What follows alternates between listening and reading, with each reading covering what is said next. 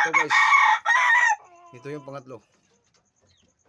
Oh, magkapatid sila, mag-aapat na buwan. Yan guys.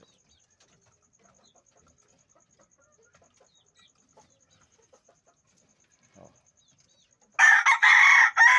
Yan. Wapo guys. Hindi pa mapula yung mga mukha nila guys, pero kitang-kita na sa ano guys, oh, yung resulta ba sa pag-breeding. Yan.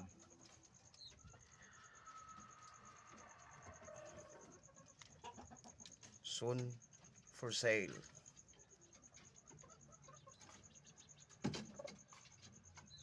Ito. Yan guys. Yan. Thank you, thank you.